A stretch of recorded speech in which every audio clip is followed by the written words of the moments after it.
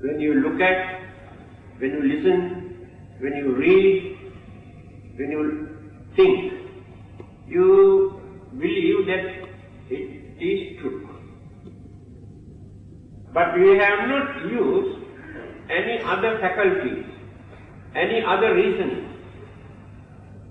or measuring, comparing, investigating, to find out whether it is true or not.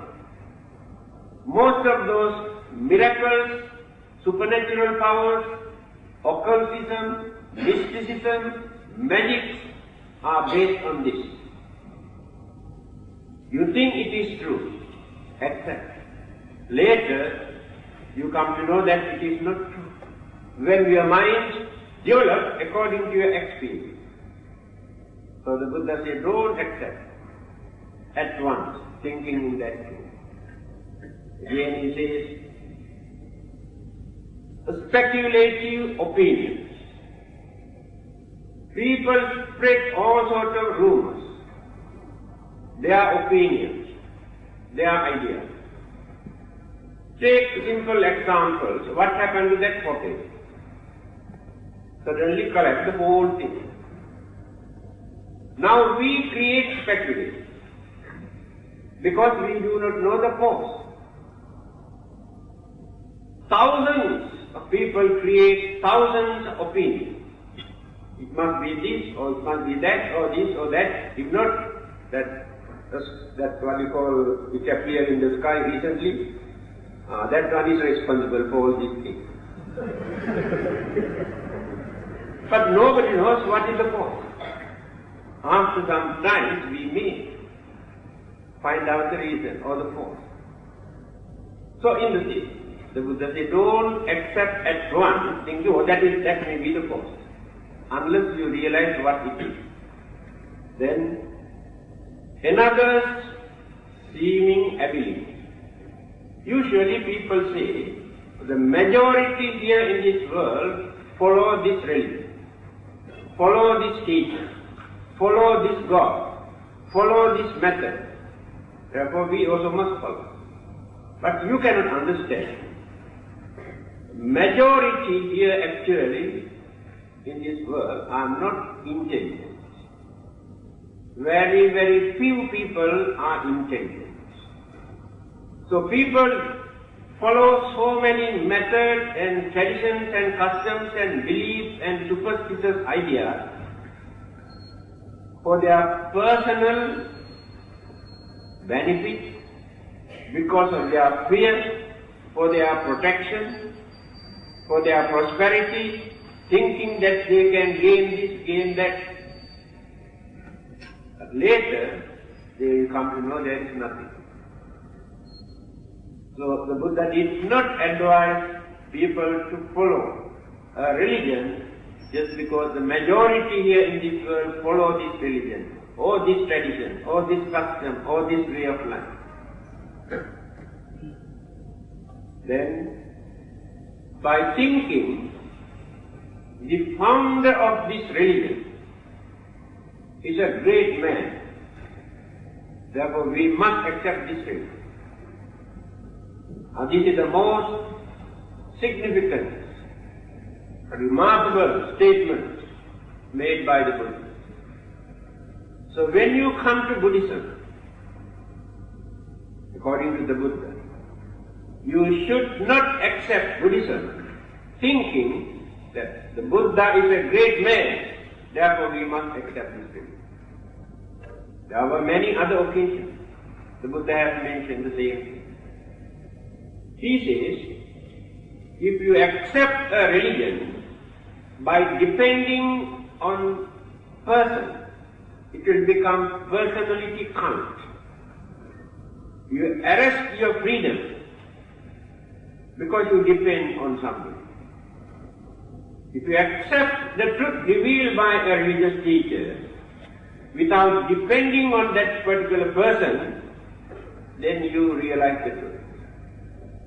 That's why I told you earlier, the Buddha has never said that you must follow me, worship me, respect me, pray to me, don't worship and pray to others. no such teaching.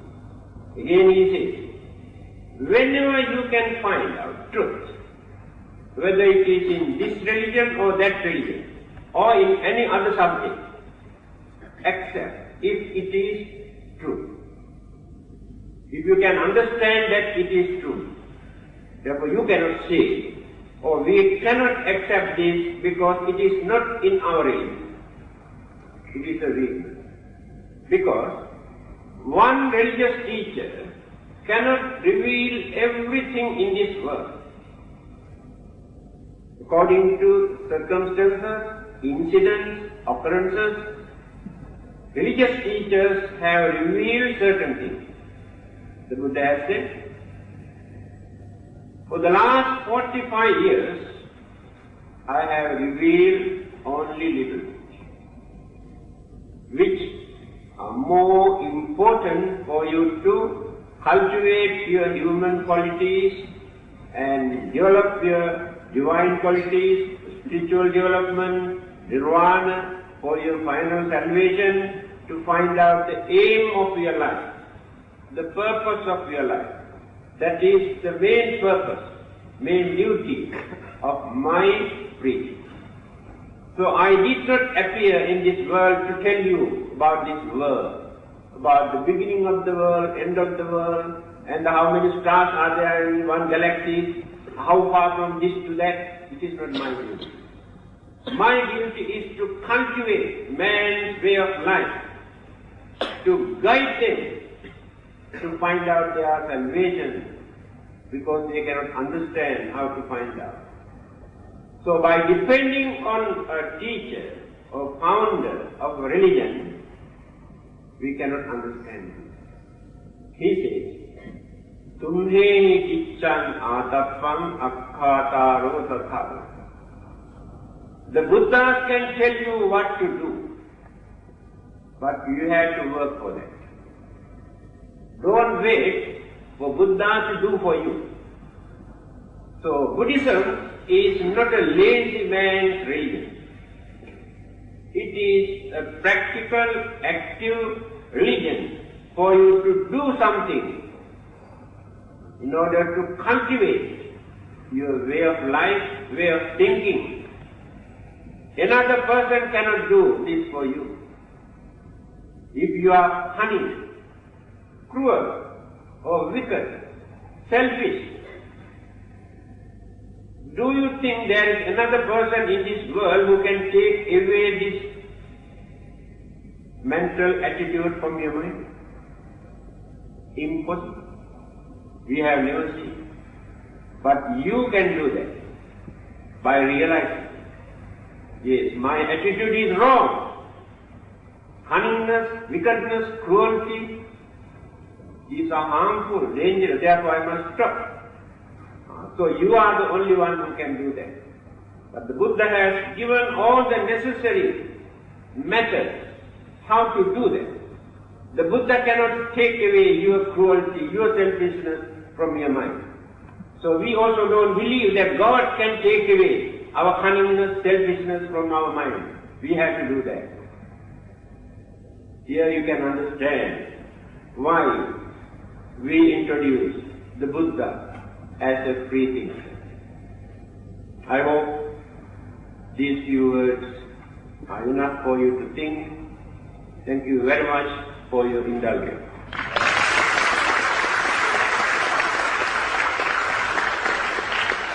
Thank you, Venerable Sir. Now it's time for questions.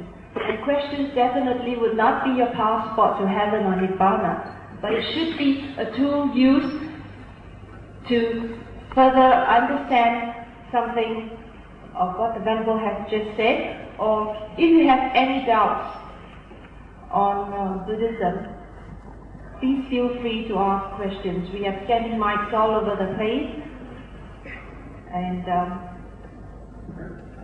ushers will be around to help you if you can't see where the mics are. Any questions, anybody? Please, because if you have any questions, please walk up to the mic, because with this spotlight shining straight at me, I can't quite see you. So if you have any questions, please come forward.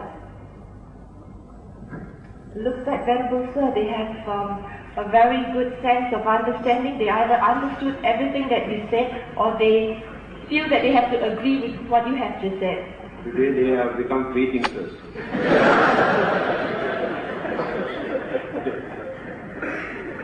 So you must give them time to think.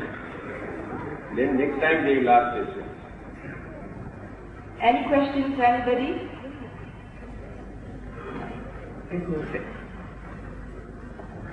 Excuse me, Venerable Sir. Yes. How do you assume that karma, how do you assume that rebirth is a natural? Yes. Yes, you want to know further clarification about rebirth.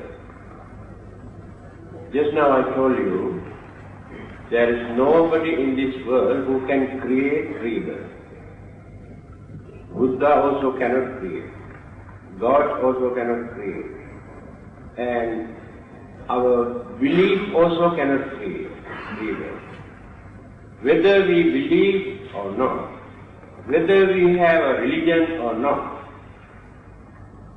each and every human being, the other living beings also, according to their way of thinking, according to their way of talking, according to their way of doing things, going on accumulating mental habits. These mental habits we introduce as good karma and bad karma. These are words. It is mental habits. So when we are going to die, no external forces to influence us. We have 4 mental faculties: Vedana, Sanya, Sankhara, Vijnana. Our feeling or sensation, our perception, that means our identification, recognition, different mental faculties. Sankhara, mental habits that we have developed life after life, good and bad. That is why we can see even small children from their childhood, some are cunning, some are honest, some are cruel, some are kind, some are intelligent, others are stupid. Now, who have given this mental attitude to us? Do you think parents have given? God has given? That is their own mental habits that they have developed. And very difficult to change that attitude, but can change into certain extent. These are the things that we introduce as mental habits that we develop. And we have our own likes and dislikes. For nothing. We don't like certain things, certain food, dress, color, culture, language. All these are our habits. Then the last one is consciousness. Consciousness is very rich. The materials, the objects that we grasp through our senses, mental objects, and all the other 3 mental faculties just now I mentioned, all join together and become very dynamic, energetic mental force. So when this consciousness transmitted from our body or mind, the elements in our body slowly disintegrate, dissolve, because the mental energy is no more. But this transmitted consciousness, in that consciousness you can find the craving that we have developed throughout our life. Selfishness we have developed. attachments that we have developed, and all the mental habits as good and bad, karma. See how it is.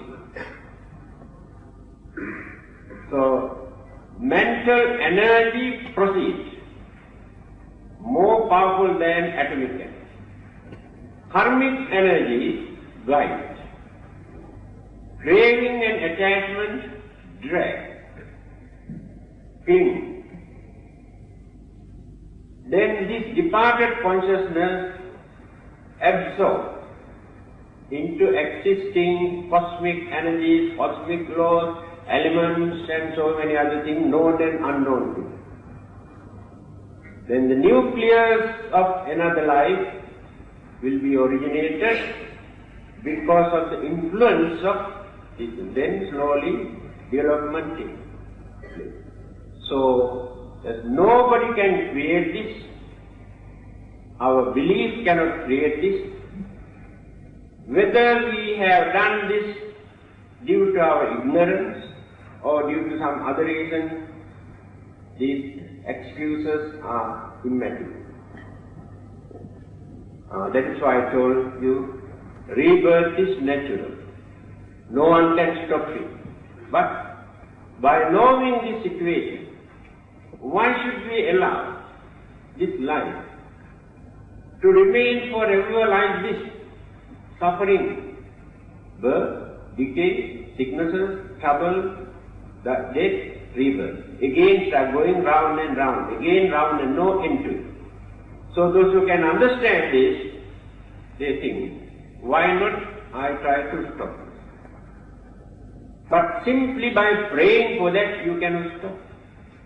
Asking God or Buddha you cannot stop this. Simply by maintaining, I don't want to be born again, it doesn't work. Because you have craving. So many other kinds of craving there. Then you have to reduce 3 kinds of craving in your mind. Kama tanha, bhava tanha, vibhava tanha. You are craving for sensual, worldly pleasure.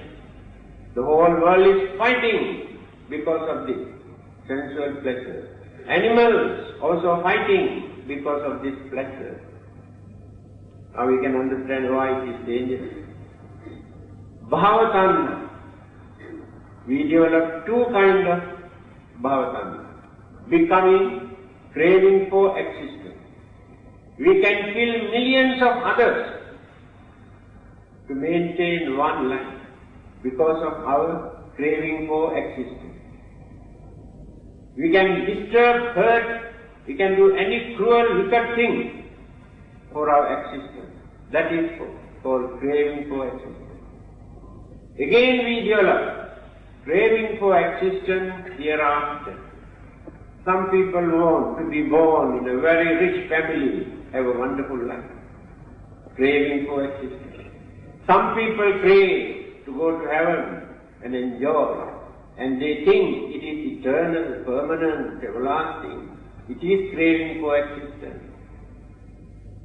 Last one is craving for non-existence. It is very difficult to understand. There are three ways we develop this craving for non-existence. When we have frustration, disappointment, when it is intolerable, due to that unsatisfied craving, because you could not gain what you wanted, then you decide to commit suicide, thinking that will be the end of it. You want to stop it.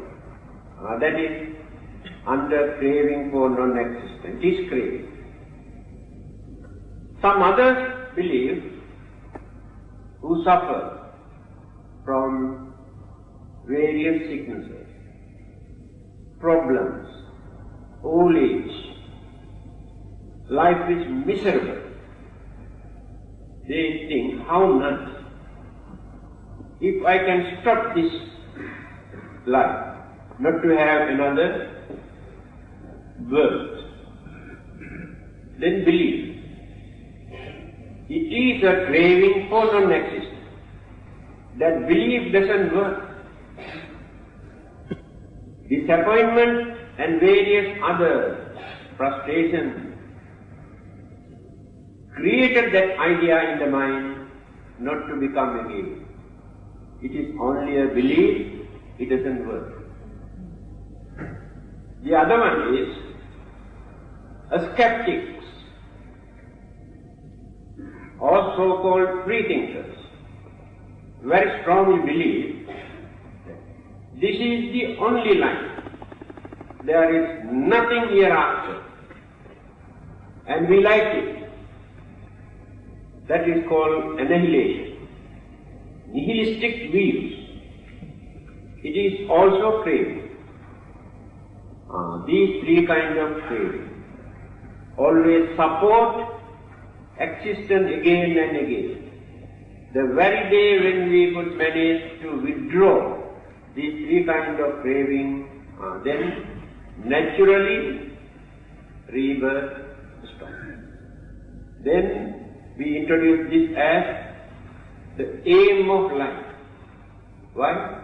After that, no more rebirth, no more old age, no more struggle, no more fighting, no more quarreling, no more worrying, no more death. Free from all these problems. Taken 15 minutes to answer your question.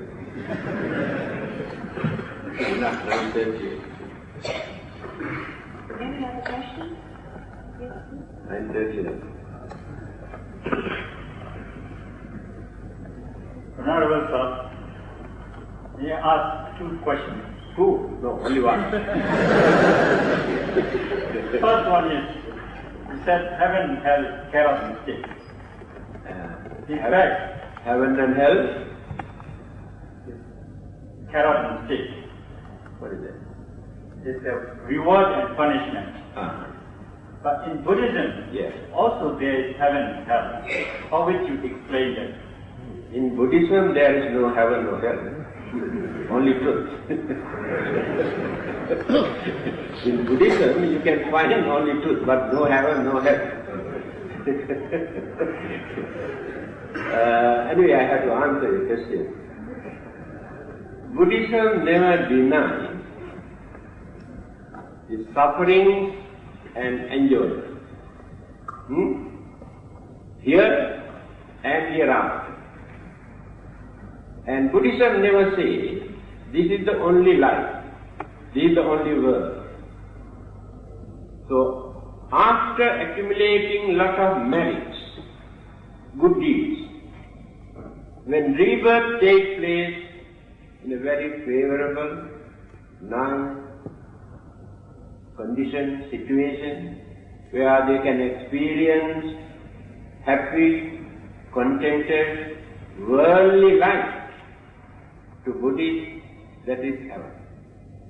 Again, due to their certain bad deeds, karmas, if rebirth takes place, if not while they are living here, within this lifetime, if they experience most miserable, unfortunate, suffering, worry, disturbances, that is hell from the Buddhist point of view. Therefore, heaven and hell were not located in any particular area in this universe. Heaven and hell were not created by God or Buddha or devil. Heaven and hell exist all over the universe, where people experience pleasure and pain. I think this is very reasonable.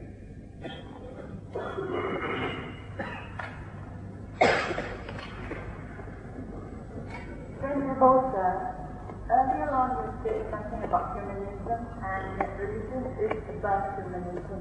But I could remember clearly, some years ago I read humanism, and it's wonderful because it teaches you to be kind and humane without expecting anything, without expecting to go to heaven or to attain Nibbana. So if one were a free thinker, I would have thought humanism would be a very good philosophy to adopt because you don't expect anything. Your question is a very good one.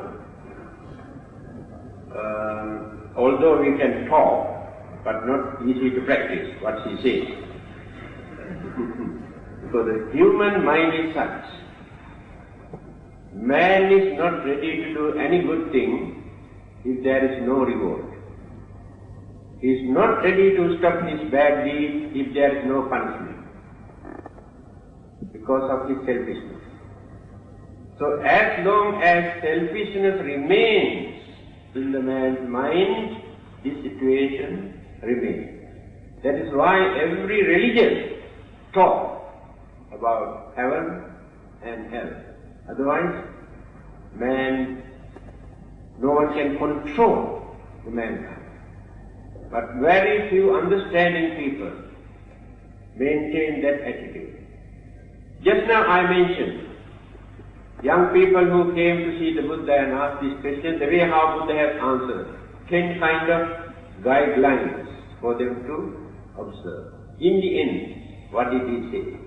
He knew these young people do not believe that there is a life hereafter. He knew. The Buddha did not try to influence them, to advise them to believe there will be another life hereafter. What did he do? He told them, you should not worry about your next life. Fulfill your duties. Make use of this life for good purpose, without neglecting your duty. Live happily, without disturbing others. That is enough for you. That means indirectly, he pointed out, those who carry on their way of life never suffer in the next life. I can give another example. Well-known Australian Buddhist scholar, Mr. David Morris. He has written many Buddhist books. Very learned man. When he was suffering from cancer at the age of 85, he has written a letter. I also got one copy from him. In his letter he mentioned, Venerable Sir,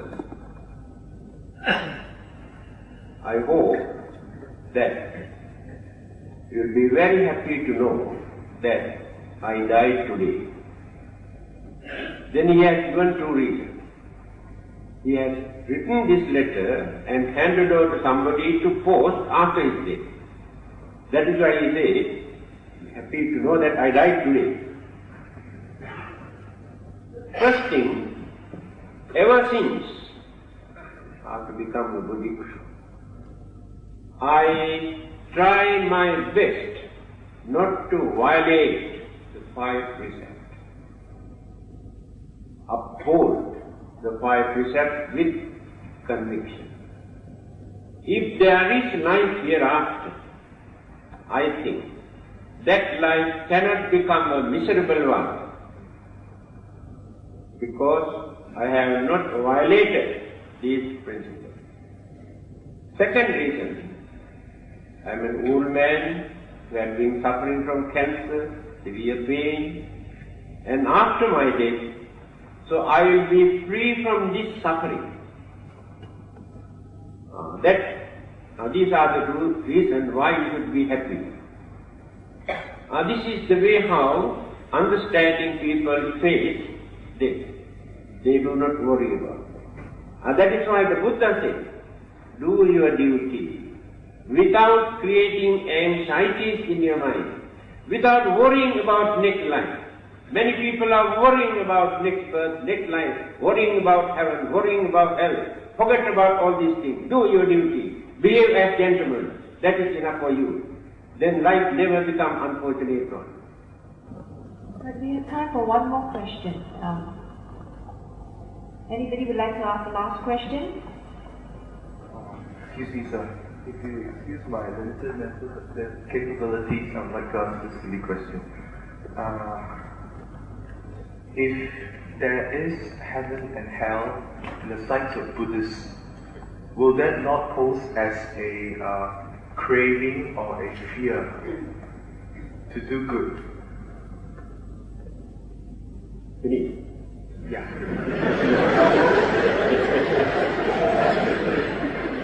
Well, the advice given by the Buddha to those young people is the answer.